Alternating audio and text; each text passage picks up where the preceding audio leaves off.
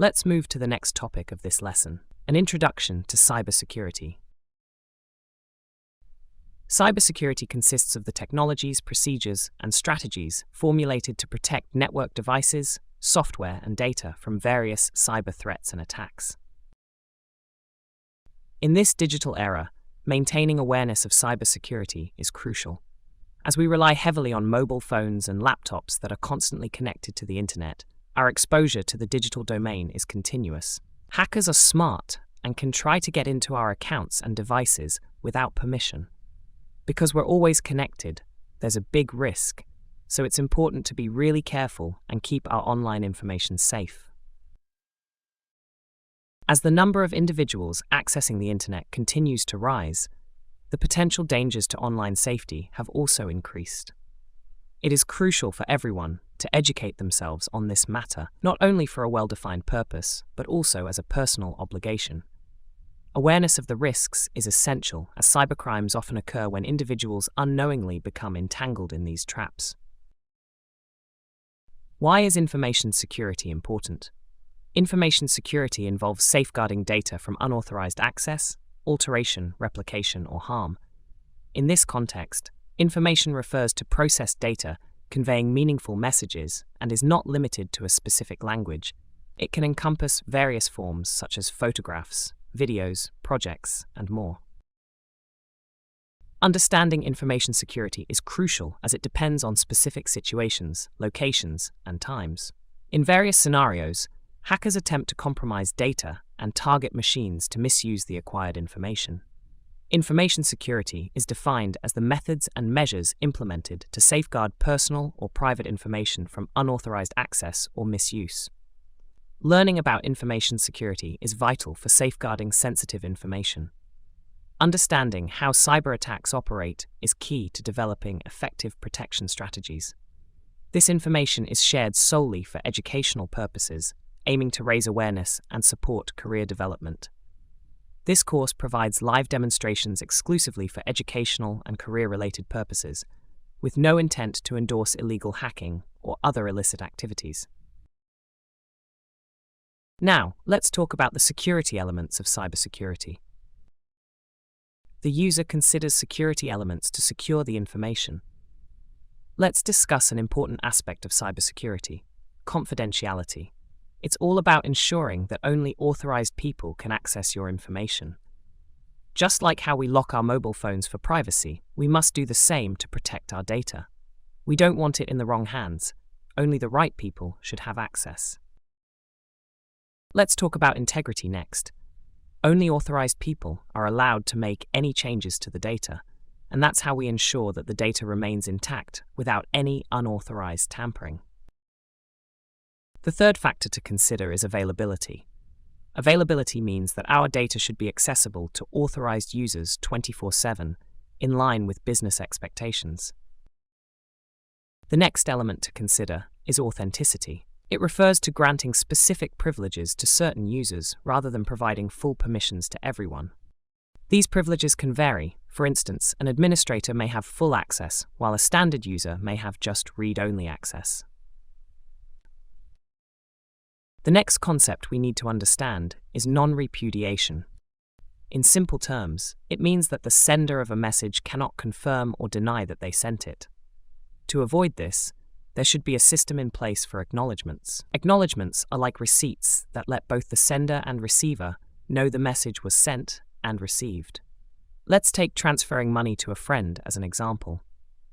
After you complete the transfer, you receive a transaction ID indicating whether the transfer was successful or not. This ID contains all the necessary information about the transaction. The same principle applies here. We need to have some way to guarantee that messages are acknowledged by both the receiver and sender.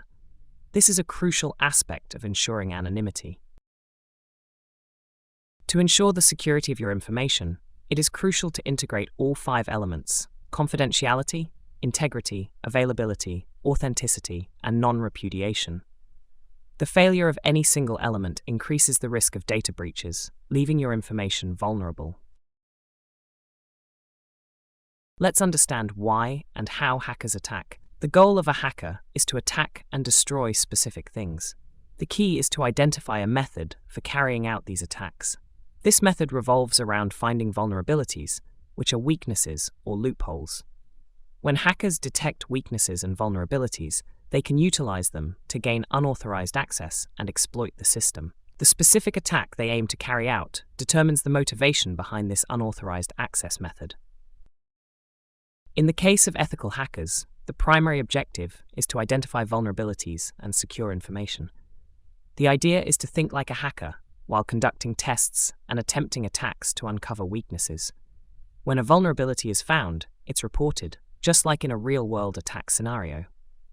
Ethical hackers aim to enhance security, whereas malicious hackers aim to engage in illegal activities. To elaborate with an example, let's say there's a conflict between two countries. In this case, the goal is to gain control of a specific area. To achieve this, different methods are used, such as air power, like the Air Force, and other tactics. Attackers focus on exploiting the weaknesses or vulnerabilities of the target country. Success in these attacks depends on a combination of motives, methods, and exploiting these vulnerabilities, which ultimately defines the goals and objectives of the attack. Let's discuss penetration testing. Ethical hacking is a legal practice wherein ethical hackers test and report vulnerabilities. In this field, the most commonly used term is pen tester, which is a successor to vulnerability assessment. This process involves subjecting the target to various test conditions. It evaluates the degree of effectiveness of the protective measures employed. There are several types of penetration testing. We'll look at the three main types: black box testing, grey box testing, and white box testing. Black box testing involves a scenario where the penetration tester is like a blindfolded person. In other words, attackers have no prior knowledge about the system they are testing or the target. The second type of testing is called grey box testing. In grey box testing, the penetration tester has limited prior knowledge. The client provides basic information about the target, such as the IP address, operating system, and network details. With this limited information, the tester performs footprinting to gather additional data. Then they proceed to test whether the system can be compromised or not. The third type is white box testing. In white box testing, the pen tester has complete knowledge about the target. The client provides all the necessary information for the machine, and based on that, the testing is performed. This type of testing is typically carried out by the internal security team for auditing and regular testing. These are the three types of penetration testing available, and the choice depends on the client's requirements. While the testing itself is common, the process may vary in different cases. Now that we are familiar with the types of penetration tests, let's look into the importance of penetration testing. Penetration tests are crucial when you're part of an organization. The increasing reliance on the internet and the growing number of cyber threats have made security a top priority. Penetration tests are important to organization data. It protects against hacking of websites, applications, or any other target system. It helps to check how effectively the applications, systems, or networks are built. It can be used to justify the need for required system patches, increase the budget, or validate risk assessments. For example, let's say a startup company has received a project from a client. After the developers finish the project, they perform functionality testing. However, the client may also request security testing because they are highly concerned about their application's security. Without proper security, the application may not be worth having. Clients often ask for security testing before deploying the application in a production environment. Without approval from security testing, it won't move into production. This highlights the importance of penetration testers and ethical hackers, as there will be a growing demand for their skills in the coming years. This is a crucial aspect of learning about penetration testing and an introductory part of ethical hacking and cybersecurity. Let's discuss some important terminology in hacking and cybersecurity. Understanding these terms is essential for our upcoming lessons, where we'll discuss them further. The term hack value, in the context of cybersecurity, refers to the useful information gained about a specific target. Despite its negative connotations, this acquired information holds inherent value for various purposes, such as identifying vulnerabilities or understanding a system's weaknesses. The next concept is vulnerability. It's a weakness or flaw in the design or implementation of a system. It could also result from unexpected events that can be exploited to compromise the security of that system. In simpler terms, you can think of vulnerabilities as bugs or loopholes. The next term is a payload. Payload is the use of a piece of code for any action, whether for performance or something malicious. This could involve creating backdoors, hijacking computers, or compromising systems. It can be a piece of code or even a tool. That's what we refer to as an IP payload. Next is an exploit. An exploit is essentially a way to break into IT systems by taking advantage of vulnerabilities. When something has been exploited, it means that it has been compromised. These actions are what we refer to as exploitation. Another thing to keep in mind is zero-day attacks in cybersecurity. These are like new viruses that appear suddenly and there's no cure available. Just as COVID-19 was unknown before 2020, zero-day attacks exploit software vulnerabilities with no existing fix. We only discover them after an attack occurs, making them a significant challenge in the digital world. The next term is daisy chaining. Daisy chaining involves gaining access to one network or computer and then using the same information to access multiple networks and computers that contain desirable information. This falls under the daisy chaining category because hackers attempt to breach one computer or network and then leverage the same information to access multiple computers within the same network. Moving on, let's talk about doxing. Doxing is the act of publicly posting private information. This means that your confidential information will be disclosed to the public. It can happen through various channels like social media platforms or databases, like leaked databases from data breaches. The last term is bot. A bot is a software application that can be controlled remotely to perform predefined tasks on a specific machine. For example, if an attacker hacks into your computer, they need remote control. To enable this remote control, there must be a connection from your computer to the attackers. This is where a bot comes into play. A bot is a piece of software that the attacker installs on your machine. With this software, they can give commands to the bot, which will then carry out predefined tasks set by the attacker on your computer. Understanding these terms is crucial in the world of cybersecurity and hacking, as they will likely come up in future lessons. So far, we've covered the basics of hacking in our introduction. Now, let's look into the various stages of the hacking process. The hacking process comprises 5 stages, known as the hacking life cycle, each with its designated name and specific objectives.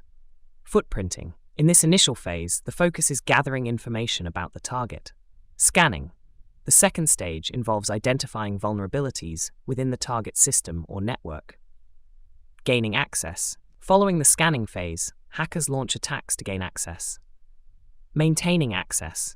Once access is acquired, malicious activities such as installing Trojans occur during this stage. Privilege escalation and covering tracks. The final stage involves elevating privileges and erasing all traces of evidence upon exiting the target system. These are the 5 stages of the hacking process. Let's explore them one by one in detail. Let's begin with footprinting, also known as reconnaissance. In this step, hackers gather information about a target or a network, usually through techniques like scanning, social engineering, and more. For instance, in the context of a website, an attacker typically engages in designated reconnaissance by leveraging the domain name to gather both technical and non-technical details. The purpose is to gather information systematically, allowing the attacker to approach their target progressively. The more comprehensive the information collected, the greater the proximity to the intended goal. Consider the example of a domain named XYZ. The details about this domain encompass its name, IP address, utilized technology, purchase date, and expiration date.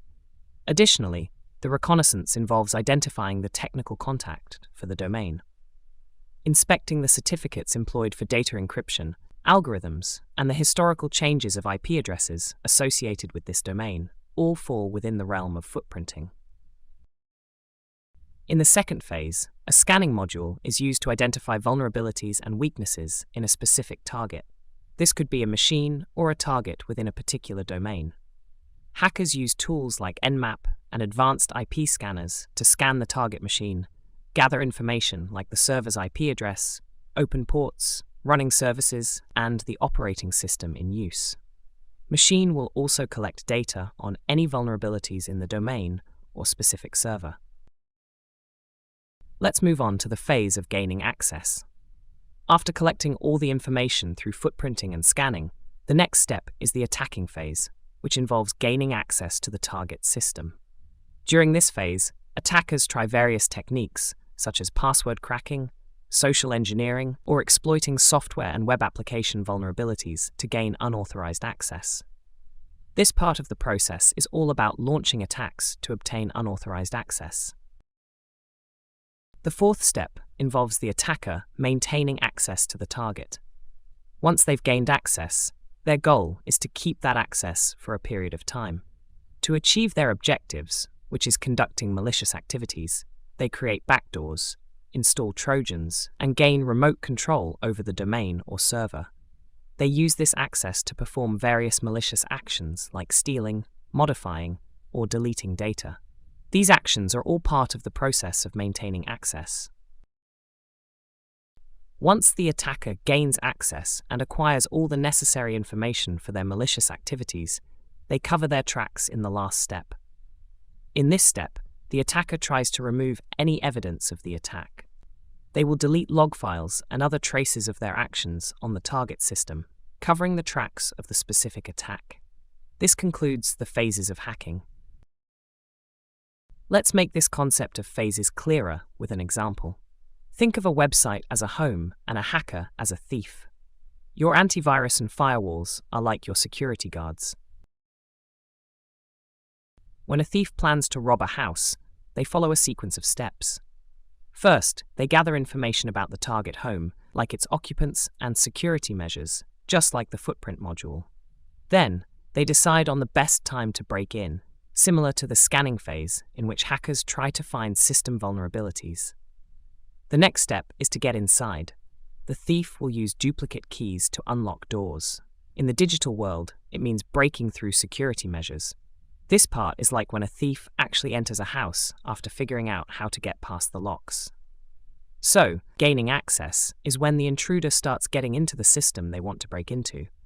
Once inside, they maintain access to commit theft, stealing gold, money, and other things. And finally, they erase any evidence before leaving, similar to covering tracks. This process is analogous to hacking in the digital realm, with stages and phases.